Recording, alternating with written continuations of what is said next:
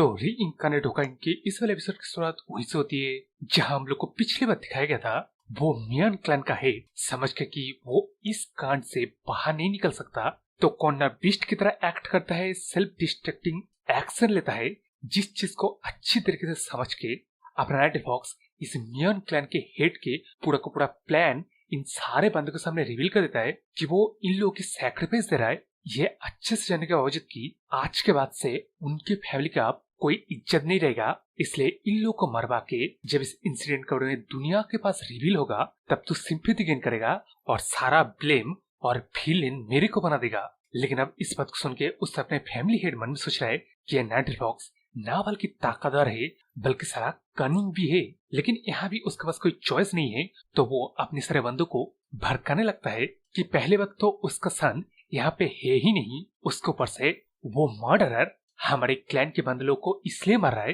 ताकि वो पुराना इंसिडेंट का बदला ले सके, वो भी हमारे ऊपर झूठे झूठे एक्यूजेशन लगा के। लेकिन अब यहाँ ये ग्रैंड स्पीच खत्म हो पता उससे पहले उस तरफ नाइट फॉक्स कहता है कि अबे ओ कुत्ते की तरह भौंक मत, क्योंकि दुनिया वालों को ऑलरेडी पता है कि मैं यहाँ पे क्यों आया हूँ और क्या करूंगा। लेकिन अब इस बात को सुन के उस तरफ अपना फैमिली हेड मन में सोच रहा है कि अगर अपने नाइट फॉक्स का वो तलवार को नहीं रोक सकता है तब वो एटलीस्ट उसका मुंह को तो रोक सकता है ना। यह सोचने के बाद वो अपना तलवार निकाल के अपने सारे बंदों को बोल देता है कि अपुन है तुम लोगों का फैमिली हेड, अरे मेरी बात सुनो, क्योंकि मैं खुद अब उससे फाइट करने के लिए जा रहा हूँ, तो मेरे साथ अटैक करो इसके ऊपर। यह बोलने के बाद उस तरफ अपने मियन क्लैन का हेड अपने मन में सोच रहा है तलवार को निकाल के कि अपन को बोला जाता है द रेबेल स्वॉर्ड। हाँ, मैं मुरीन के वो 4 किंग जितना ताकतवर नहीं हूँ, लेकिन मैं भी 24 मास्टर में से एक मास्टर हूँ जिसने की फ्लावर शॉट टेक्निक के मास्टर के पीक को भी रीच कर लिया है।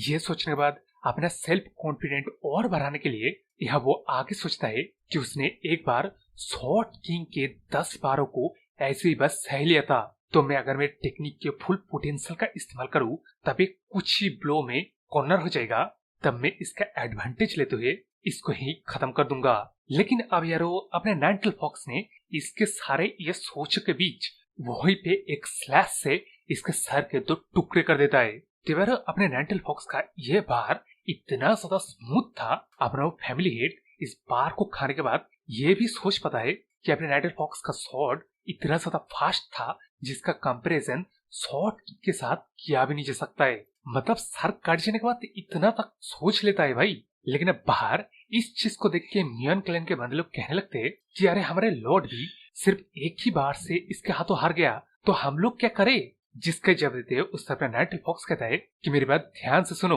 तुम सारे बंदों को तुम्हारे लॉर्ड ने झूठ कहा है। अभी तक जितने भी लोग सैक्रिफाइस हुए हैं उन लोगों को असलियत पता ही नहीं है, लेकिन तुम लोग को पता है, इसलिए तुम लोग को मैं आखिरी बार कह रहा हूँ अपनी तलवार को अपनी सीट के अंदर रख लो जब तक मैं यहाँ से 16 इंक के साथ लौट नहीं जाता। तो अब इस सीन के बाद उस तरफ अपने 16 इंक को दिखाया जाता है जो कि डंजन से जब बाहर निकलता है तब उसके सामने अपना नाइट फॉक्स वहीं पे खड़ा हुआ था। तो अब इस चीज को देख के उस तरफ नाइट फॉक्स कहता है कि हाँ मैं ही हूँ, वो मियंगसू जैसे बंदों की हिम्मत भी नहीं होगी जो तेरा कुछ बिगाड़ पाए। तो अपने 16 इंक के ऊपर ये काला सा कोट देख रहे हो, ये कोट वो सर्वेंट का है जिसको ऑर्डर दिया गया था कि वो अपने 16 इंक को मार दे और उसके मतलब यंग मास्टर को लेके यहाँ से गायब हो जाए। जो कि यार जैसे कि यहाँ देख भी रहे हो, अपने बंदा उससे अपने नाइट फॉक्स को देख रहा है जो कि 16 इंक को गले से लगा के मन में सोच रहा है कि थैंकफुली इस बार उसने 16 इंक को बचा लिया और ये नाइटमेयर ऐसे ही पास हो गया।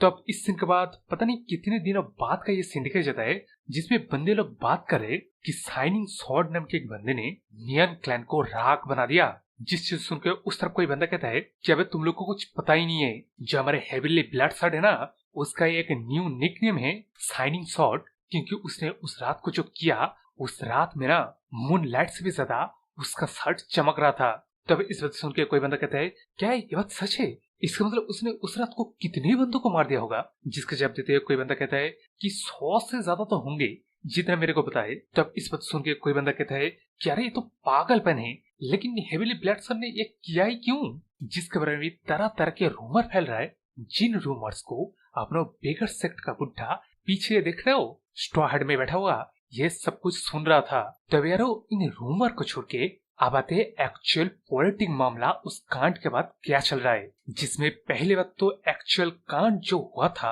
यानी कि मियांग सू ने हमारे सोल्हा उनको किडनैप करने के बाद उस कांड को उसके बाप ने कवर अप करने की कोशिश में अपने नाइटिल फॉक्स के हाथों से जो मारा गया, इसका पूरा एविडेंस गवाह वगैरह सब कुछ उन लोगों के पास मिल गया है और उन लोगों के लिए ये केस एकदम ही क्लियर है। तो लेकिन फिर भी यहाँ वो मियांग क्लैन कोई छोटा मोटा क्लैन नहीं था जिसके बारे में बाकी के पावर्स का क्या ओपिनियन है। पहले बात तो हमारा नामगन क्लैन कोई अपना ओपिनियन ही नहीं दिया है, लेकिन वुडन माउंटेन और अपना रेड वाला बंदे का फादर का फैमिली खुल्लम खुल्ला अपने नाइटिल फॉक्स को सपोर्ट किया है इस कांड में। बट आदर्श जो पावर थे उन लोग के मुताबिक अपने नाइटिल फॉक्स का एक्शन कुछ ज्यादा ही था, जिस बात को सुन के उससे अपने बेगर सेट का बुढ़ा कहता है कि जैसे मैंने एक्सपेक्ट किया था। तो इन दी एंड क्या डिसीजन आया, जिसका जवाब देते हुए अपना इंफॉर्मेशन देने वाला बंदा कहता है कि पहली बात तो मियांग क्लैन को 10 सालों के लिए सेक्युलरिज्म रहने के लिए कहा गया है, लेकिन उस तरफ अपने नाइटिल फॉक्स के लिए कोई अकाउंटेबिलिटी नहीं ठहराया गया है। जिस बात को सुनकर उस तरफ अपने बेगर वाला बुढ़ा एकदम ही हैरान हो जाता है। वो पूछता है क्या, लेकिन ये कैसे हुआ, जिसका जवाब देते हुए अपना इंफॉर्मेशन देने वाला बंदा कहता है कि वहाँ पे अनएक्सपेक्टेडली यंग मैजेस्टी के एक बंदे आके सारे के सारे लीडिंग फिगर को अच्छे से समझा दिया है कि एक्चुअल कंट क्या हुआ है। अब यारो यहाँ मैं डिटेल में फिर से एक ही बात नहीं कहूंगा, मतलब समझ लो अपना जो यंग मैजेस्टी था उसने ऐसे एक बंदे को भेजा जिसने मीटिंग के दौरान पूरा का पूरा एक्चुअल जो सच था वो बताने के बाद अपने यंग को सीधा सीधा मैजेस्टी बैकर कराए इस चीज को भी समझा दिया। ये बल्कि फर्स्ट ऑफ ऑल आपके फैमिली को अगर कोई बंदा किडनैप करेगा तब आप क्या करोगे। सेकेंड ऑफ ऑल अपना नाइटिल फॉक्स हमारे मैजेस्टी का पर्सनल अपॉइंट किया गया टीचर है जिसके ऊपर तुम लोग कोई भी अकाउंटेबिलिटी मैजेस्टी के आदेश के बिना नहीं रख सकते। तो आप इन सारे बातों को सुन के उस समय बेगर सेक्टर बुढ़ा कहता है क्या बे तू क्या बोल रहा है, तेरे को पता है इसका मतलब हमारे यंग मैजेस्टी ने सीधा का सीधा मुरीम के मामले के ऊपर टांग अड़ाया है और ये चीज सरासर भी अच्छी बात नहीं है। लेकिन अब इस बात को सुन के उससे अपने इन्फॉर्मेशन देने वाला बंदा कहता है कि फॉर्चुनेटली वहाँ मीटिंग में कोई भी केओस मचने से रुक गया। लेकिन अब इस बात को सुन के उससे अपना बेगर सेक्टर बुढ़ा कहता है कि ये मेरे को नहीं लग रहा है कि कोई फॉर्चुनेट बात है, यानी कि यार वो समुंदर ना ऊपर ऊपर से दिखने लग रहा है कि शांत है, लेकिन साला अंदर ही अंदर रेजिंग स्टॉर्म उठ रहा है। ये मानना अपना तो बेगर सेक्टर का बुढ़े का है जो कि साला पता नहीं क्या करेगा। लेकिन अब वहां से सेंसर के हम लोग हमारे डीमिल लॉर्ड और अपने नाइटिल फॉक्स के कन्वर्सेशन को देखे जाता है, जिसमें अपना डीमिल लॉर्ड हंसते कहता है कि जब अपने नाइटिल फॉक्स ने आंखों में अंगार लिए हुए उस तरफ जा रहा था ना, तब उसको लगा कि वो पूरे के पूरे मियांग क्लैन को अडरली डिस्ट्रॉय कर देगा, लेकिन उसके जगह बस उसने 100-200 बंदों को मार के लौट आया। देख वो नंबर मैं छोटा नहीं कह रहा हूँ, लेकिन ये थोड़ा सा डिसअपॉइंटिंग मुझे लगा। तो अब इस बात सुन के उससे अपना नाइटिल फॉक्स कहता है कि पहले तो वो जाते वक्त वो ही सोच रहा था कि अपना सोल्हा यन जिंदा रहे या मर जाए, वो तो आज पूरा का पूरा इंटायर मियन क्लैन को ही डिस्ट्रॉय कर देगा। लेकिन यहाँ दिन बचाने के लिए क्या है कि वो जो अपने नाइटिल फॉक्स का दद्दू था ना, उसने वो कहा था ना कि ज्यादा ब्लड को स्पिल करने से खुद को रोकना, चाहे वो अगर जरूरी भी हो। लेकिन ये बात तो अपना नाइटिल फॉक्स अपने मन के अंदर सोच रहा था, बाहर वो जवाब देता है कि ऐसा वो करता पास्ट में, लेकिन अभी ऐसा वो नहीं करा। जिस बात सुन के उस तरफ डीमिल कहता है कि यार मैं कह रहा हूँ तूने अपने आप को होल्ड बैक करने में काफी मास्टरी दिखाई मेरे को, क्योंकि मैं भी कभी कभार ज्यादा खून देख के रात को सो नहीं पाता हूँ। तो यार बातों का मीनिंग समझ रहे हो ना। लेकिन अब वहां से सेंसर के हम लोग हमारे नाइटिल फॉक्स रेड वाला बंदा और वुडन माउंटेन के सेकंड जनरल बंदे को दिखाई जाता है, जिसको कि अपना नाइटिल फॉक्स कह रहा है कि देख अभी मैं उन सारे एरोगेंट राइचस फैक्शन बास्टेड का टारगेट हूँ, तो मेरे यहाँ रहने से तुम लोग को कोई बेनिफिट मिलने वाला नहीं है, तो तुम लोग यहाँ से निकलो। लेकिन अब इस बात को सुन के उस तरफ रेड वाला बंदा बड़ा सा स्पीच देते हैं, वही कहता है कि मैं ऐसे जाने वाला नहीं हूँ। उस तरफ वुडन माउंटेन का सेकंड जनरल बंदा भी वही बड़ा सा स्पीच देते हुए यहाँ से जाने के रिफ्यूज कर देता है। लेकिन इन बातों को सुन के उस तरफ नाइटिल फॉक्स कहता है कि पहली बात तो इस तरह के समय में तुम लोग को अपने क्लैन से, अपने क्लैन के हेड से काफी कुछ सीखने के लिए मिलेगा, जो सिर्फ वही लोग तेरे को सिखा सकते हैं, तो पहले वो जगह सीख। तो अब ये बात बोल के वहां से अपने नाइटिल फॉक्स पीछे मुड़ जाता है। लेकिन इस तरफ अपने रेड वाला बंदा कहता है कि मैं फिर भी जाने से रिफ्यूज करता हूँ। लेकिन इस बात को सुन के उस तरफ नाइटिल फॉक्स वही पीछे मुड़ के जवाब ना देते जाते हुए कहता है कि अगर तू नहीं जाएगा ना, तब तेरे को मैं हाफ मर्डर करके गैरेज में तेरे घर भेज दूंगा। यानी कि अपने नाइटिल फॉक्स का बात आखिर का वो शब्द है जिसको तुमको मानना ही पड़ेगा। लेकिन अब वहां से संसद गए हम लोग को फिर से अपने बंदे लोग का मीटिंग की कन्वर्सेशन को दिखाया जाता है, जिसमें अपने एसो क्लैन का फॉर्मर लीडर फिर से नक्कन जाने की बात करता है। जिस बात को सुनकर उससे अपना नाइटिल फॉक्स कहता है कि हाँ तो जाना। लेकिन अब इस बात को सुन के उससे अपना फॉर्मर एसो क्लैन का लीडर कहता है कि मन्नू को जिस बंदे ने सक्सेड किया ना, वो कुछ दिन पहले मेरे पास आया था, यह बोल के कि नक्कन को संभालने वाले कुछ लीडर्स लोगों ने धोखा दे दिया है, जिसको संभालने के लिए अभी उसका हेल्प चाहिए, तो वो हेल्प वो यहाँ उसको देने के लिए जा रहा है। तो अब इस वक्त सुनकर उससे अपना नाइटिल फॉक्स कहता है कि सुनने में तो ऐसा लग रहा है कि ये लड़ाई तेरे लिए एक चाप हो जाएगा, तो क्या चाह रहा है मैं किसी को भेजूं? लेकिन अब इस बात को सुनकर उससे अपना फॉर्मर एसो क्लैन का लीडर कहता है कि नहीं नहीं, मैं मदद नहीं चाह रहा हूँ, मैं बस आपको कह रहा हूँ कि मेरे को क्यों और कहाँ जाना है। तो अब इस बात सुन के उससे अपना डीमन लॉर्ड कहता है कि यार हम लोग भी चलते हैं ना, थोड़ा सा खुले हवा में वॉकिंग शॉकिंग भी कर लेंगे और इन लोग के फाइट भी देख लेंगे। लेकिन अब इस बात सुनकर उससे अपना नाइटिल फॉक्स कहता है कि अब तूने ही तो कहा, तो अगर ज्यादा ब्लड दिखता है तब तेरे को नींद नहीं आती रात में। यह बोलने के बाद अपना नाइटिल फॉक्स इस फॉर्मर एसो क्लैन के लीडर को कहता है कि अगर तू अपने मामले को संभाल नहीं पाएगा ना, तब वहीं पे मर जाना, यहाँ पे आने की जरूरत नहीं है। लेकिन अब इस बात सुन के उससे अपना फॉर्मर एसो क्लैन का लीडर तो हाँ कहता है, लेकिन अपना डीमन लॉर्ड कहता है यार मैं सजेस्ट कर रहा था क्यों ना इसके ट्रेनिंग की तरह प्रोग्रेस क्या है ये सब कुछ हम लोग देखेंगे, लेकिन तू तो यहाँ बात मानने के लिए तैयारी नहीं है। लेकिन अब वहां से संसप्ट के हम लोग फिर से हमारे हाईएन क्लैन के दरवाजे के सामने का सीन दिखाया जाता है, जिसमें अपने तीनों बंदे अपने अपने रास्ते के लिए निकल चुके हैं। यही बोलते हैं कि वापस आने पे फिर से हम लोग दारू वगैरह पियेंगे और ट्रेनिंग वगैरह भी करेंगे। तो अब वहां से संसप्ट के हम लोग हमारे डीमन लॉर्ड और रेड वाली बंदी को दिखाया जाता है, जो कि साला सिर्फ फालतू का चिकड़िच पे बात करता है और कुछ नहीं। तो वहां से सीन सब गए हम लोग हमारे सोल्हा इन को दिखाया जाता है, जो कि ट्रेनिंग ग्राउंड में लगातार प्रैक्टिस किए ही जा रहा है। जिस चीज को देख के अचानक अपना नाइटिल फॉक्स इसका तलवार को पकड़ के कहता है कि अगर उसके दिमाग में बेहद कुछ चल रहा होगा ना, तब उसका तलवार कभी भी शार्प नहीं होगा। लेकिन अब इस बात को सुन के उसने अपना सोल्हा इन माफी मांगते हुए कहता है कि बस मैं मेरे मदर को प्रोटेक्ट नहीं कर पाया, इस चीज से मैं खुद के ऊपर गुस्सा हूँ। तो अब यारो वो जो आंटी था वो अपने सोल्हा उनका मदर था भाई। लेकिन स्टोरी में इस चीज को सुन के उस तरफ नाइटिल फॉक्स कहता है कि वो एक अनअवॉइडेबल ट्रेजेडी था, जिस करे में वो चाह के भी कुछ कर नहीं सकता था। लेकिन अभी उसको शांत होना पड़ेगा, क्योंकि उसका मदर भी उसको इस तरह देखना पसंद नहीं करेगा। तो शांत होके एक गहरी सांस लेके दोबारा अपने तलवार को पकड़ो।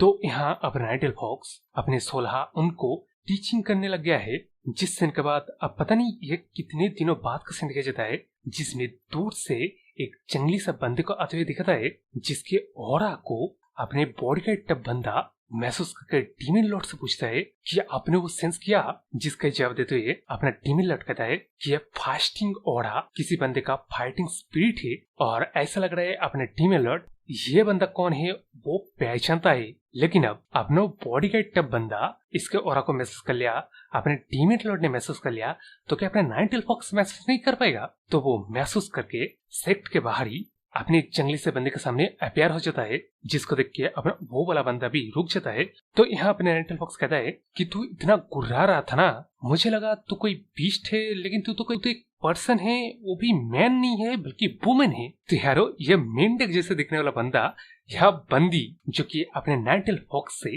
पीछे देखता है। और अब यारो पीछे सेक्ट का नाम चेंज करके शाइनिंग शॉट सेक्ट नाम रख दिया गया है। यह शायद ट्रांसलेटर चेंज हुआ है तो यह नाम भी चेंज हो गया है शायद, जो कि मुझे नहीं लग रहा है क्योंकि शायद इन लोगों ने चेंज किया है। हाँ यार समझ लो, अभी शाइनिंग शॉट नाम है, ठीक है ना। तो अब स्टोरी में उस तरह अपने बंदी पहले तो अपने नाइटिल फॉक्स से पूछता है क्या उसका नाम शाइनिंग शॉट है, जिसका जवाब देते हैं अपना नाइटिल फॉक्स कहता है कि मैं ये दोबारा नहीं कहूंगा, लेकिन तू जहाँ से आया है ना वहाँ वापस लौट जा। जिस बात को सुन के उस तरह ये बंदी कहती है कि मेरी मर्जी, मैं कहीं भी जाऊंगा, मेरे मर्जी से किसी से भी फाइट करूंगा, और तो इसलिए मैं तेरे साथ फाइट करने के लिए आया हूँ। अगर मैं हारा तब तू मेरी जिंदगी को ले सकता है, वरना मैं तेरा वो साइनिंग बोर्ड ले जाऊंगा। तो यारो इस चीज का मीनिंग कि कोई सेक्ट का वो साइनिंग बोर्ड कोई और बंदा लेके जाए, इसका मतलब उस सेक्ट को किसी बंदे ने चैलेंज करके हरा दिया है। और ऐसा कांड एंशिएंट मार्शल वर्ल्ड में एकदम ही कॉमन अकरेंसेस था, जिसके बारे में वहां अपने नाइटिल फॉक्स सोच रहा था कि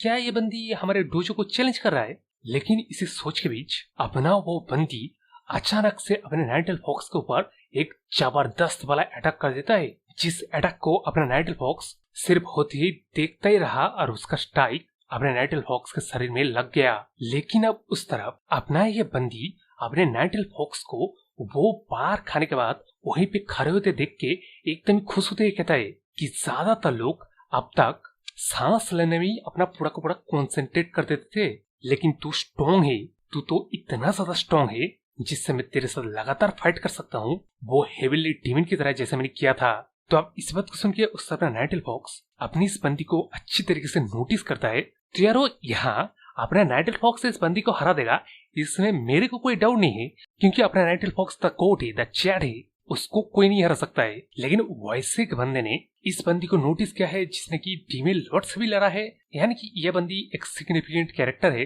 तो अब अपना नाइट फॉक्स उस बार को खा के मन में सोच रहा है कि इस बंदी की इंटरनल एनर्जी के जो कंट्रोल है वो क्लैम्सीनेस को देख के उसने अपने गार्ड डाउन कर लिया, जिसका ही फायदा उठाते इस बंदे ने जो अटैक किया वो अटैक एक्सटर्नल ची के मदद से किया है, जिसका अपने नाइट फॉक्स ने सोचा भी नहीं था कि एक औरत के बॉडी को लेके कोई एक्सटर्नल ची को इस हद तक कल्टीवेट कर सकता है। जिसके बारे में अपने दद्दू ने अपने नाइट फॉक्स को ट्रेनिंग के दौरान बताया था कि किस तरह उसके फाइटिंग सेंस के साथ ना ही उसके पास उतना इंटरनल एनर्जी है, ना ही अभी उसका बॉडी उतना ग्रो हुआ है। लेकिन जल्दी न करते हुए मेरी बात को जरा सुन, तू इंटरनल एनर्जी को जितना वक्त चलेगा, जितना तू बड़ा होगा उतना ही बढ़ाता जाएगा। लेकिन ये तेरी बात है, कभी कभार नॉर्मल लोगों के लिए यही इंटरनल ची को बढ़ाना मुश्किल हो जाता है, तब लोग एक्सटर्नल ची का कल्टीवेट करते हैं, जो कल्टीवेशन उनको न बल्कि इंटरनल ची के कल्टीवेशन में ब्रेक थ्रू करवाता है, बल्कि उन लोगों को ताकतवर भी बना देता है। और ऑफकोर्स इसका मतलब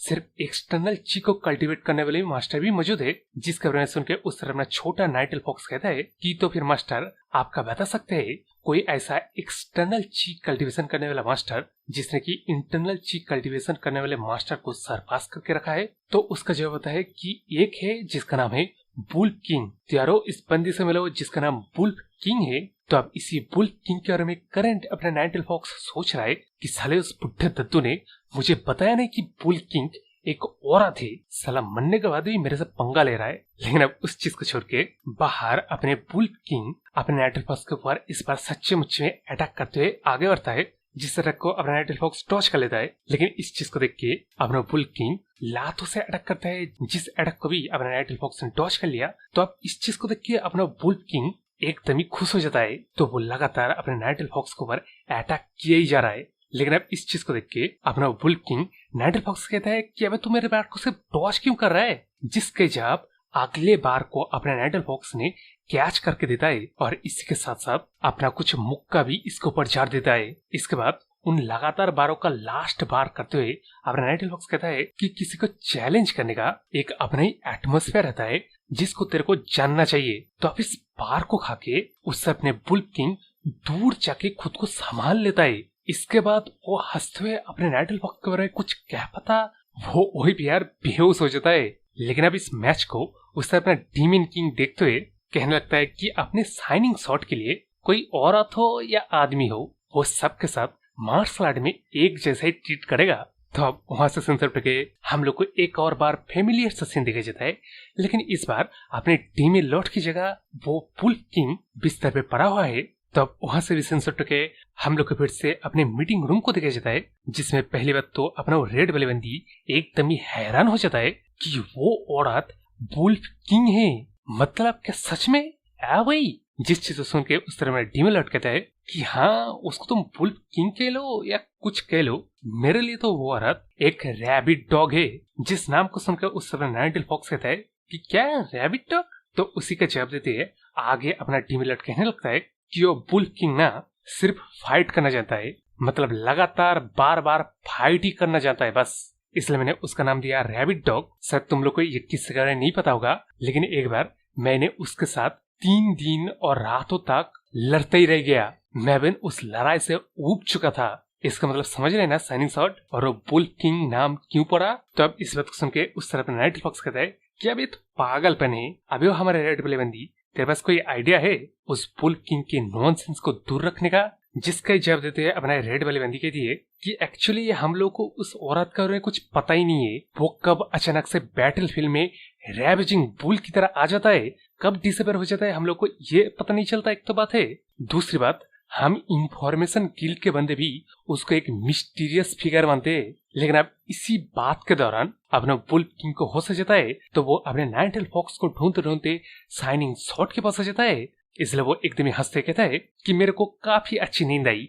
तो मैंने काफी देर तक सोया, अभी मैं दोबारा फाइट करने के लिए पूरी तरह से तैयार हूँ। लेकिन यार फेस को दिखने में तो ऐसा नहीं लग रहा है। खैर, जब अपने वुल्फ किंग मीटिंग में अपने टीमी लॉर्ड को देखता है, तब वो कड़ी बात ये अपने इस ओल्ड मैन को कहता है कि ओल्ड गाय, आज तेरे साथ फाइट करने के लिए मेरे पास ज्यादा टाइम नहीं है, क्योंकि यहाँ मैं आज शाइनिंग स्वॉर्ड के साथ फाइट करने के लिए आया हूँ। जिस चीज सुन के उस सर्वर नाइटटेल फॉक्स एकदम ही इरिटेट होके सीधा ट्रेनिंग ग्राउंड में ले जाके इसको मार के फिर से बेहोश कर देता है। जिस फाइट को हम लोग को दिखाई नहीं जाता, लेकिन उस तरफ से अपना सोल्हा इन कहता है कि ये फाइट तो मोरिन के हिस्ट्री में रिकॉर्डेड किया जाने वाला फाइट है। जिसको ये आगे एक्सप्लेन करते हुए अपना डीमे लटकाता है कि अरे ये क्या बात हुई, तूने फाइट शुरू होने पे ही उसको बेहोश कर दिया। जिसका इरिटेट होते हुए वही अपना नाइटटेल फॉक्स जवाब देता है कि अगर नेक्स्ट बार वो बंदी आएगा ना, तब इसके रियल शॉट से काट डालूंगा। तब इस बात सुन के उस तरफ डीमे लटकाता है कि वो औरत एकलौता ऐसे एक बंदा या बंदी है पूरे मुड़िम वर्ल्ड में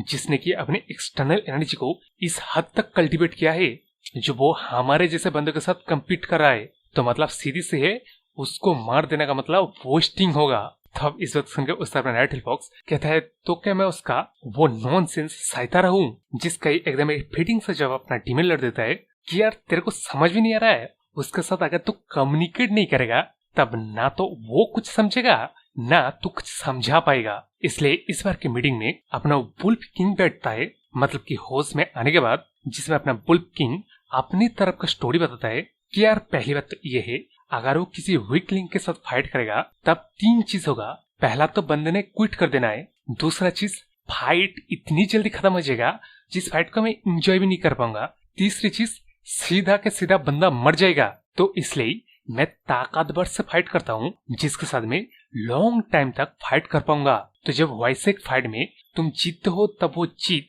एक्सेलरेटिंग जीत होता है, लेकिन अगर तुम वैसे एक लड़ाई में हार भी जाओ तब वो हार कोई बैड हार नहीं होता है। तब इन सारी बातों को सुन के उससे अपना नाइटटेल फॉक्स कहता है कि अगर तू फाइट करते वक्त मर जाएगा तब तू फाइट को एंजॉय कैसे कर पाएगा। जिसके बारे में सुन के उससे अपना वुल्फ किंग नाइवली जवाब देता है कि हाँ ये बात तो सच है और ये सैड भी है। तो अब ऐसी जवाब को सुन के उससे अपना नाइटटेल फॉक्स कहता है कि तो फिर यहीं पे तू चूज कर, तू मेरे साथ अभी कभी फाइट करके मरना पसंद करेगा जिसमें तू और फ्यूचर में फाइट ही नहीं कर पाएगा, या नहीं तो मेरे को फाइट के लिए पोलाइटली पूछेगा, जब मैं एग्री करूंगा तब तू फाइट करना चाहेगा। तो अब इस बात को सुन के उस तरह वुल्फ किंग बच्चे की तरह खुश होते कहता है कि अगर मैं पोलाइटली तेरे को फाइट करने के लिए पूछूंगा तब मैं तेरे से जितना चाहे उतना फाइट कर सकता हूँ। जिसका ये अपना नाइटटेल फॉक्स अपनी तरह से जवाब देता है कि फाइट तो छोड़, वो हाफ मर्डर होगा जिसको तू अपने लिए फाइट भी समझ सकता है, क्योंकि मैं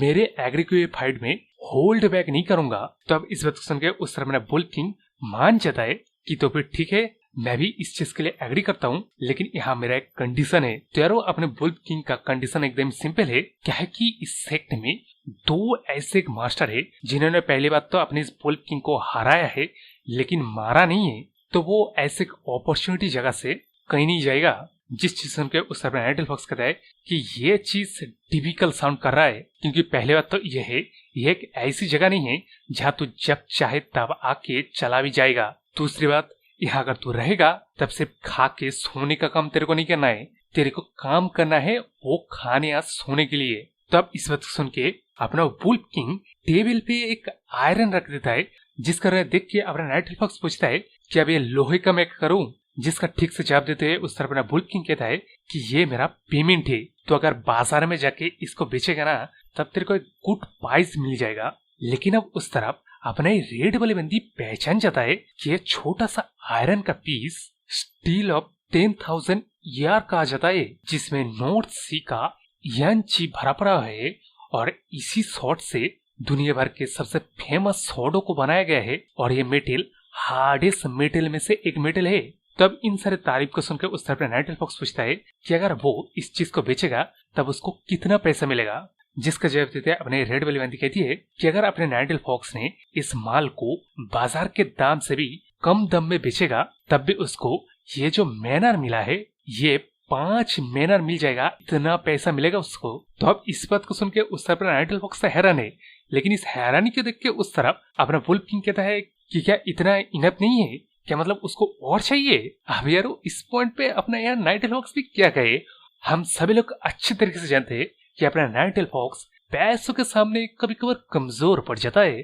तो वो अपने बंदी को रिक्रूट कर लेता है। इसलिए उसी सीन के बाद हम लोग को नेक्स्ट सीन में हमारा वुल्फ किंग और डीमन लॉर्ड का फाइट को दिखाया जाता है, जो कि फाइट नहीं है स्पारिंग है, जिसको करते हैं अपना वुल्फ किंग कहता है कि ओल्ड मैन तू काफी कमजोर हो गया रे अभी। जिस बात सुन के उससे अपना डीमन लॉर्ड कहता है कि हाँ हाँ मैं भी देख सकता हूँ, तू पहले जितना ही वो रैबिट डॉग वाले हरकत करना नहीं छोड़ेगा। जिस बात सुन के उस तरह अपना वुल्फ किंग कहता है कि मैंने कहा उस नाम से मुझे फिर से बुला मत। तो इस तरह के कॉन्वर्सेशन करते हुए वो लोग स्पारिंग कर रहे, जिस चीज को अपना नाइटिल फॉक्स देख के सोच रहे इसला अब मैं इन लोगों का क्या करूं, क्योंकि यार वो देख रहा हूँ इनके स्पारिंग के प्रेशर कितना हाई है। लेकिन तभी वहां पे अपना बिगड़ते मंक आ जाता है, जिसको देख के अपना नाइटिल फॉक्स कहता है कि अब यार यहाँ से दूर हट वरना तेरे को चोट लग जाएगा। लेकिन उस तरफ अपना बिगड़ते मंक न्यूज लाया था कि रॉयल पैलेस के बंदे लोग विजिट करने के लिए आए हैं और दिखने में लग रहा था कि ये अर्जेंट मामला है। लेकिन मैंने उन लोग को ये बोलकर रोक दिया कि तू अभी ट्रेनिंग कर रहा है।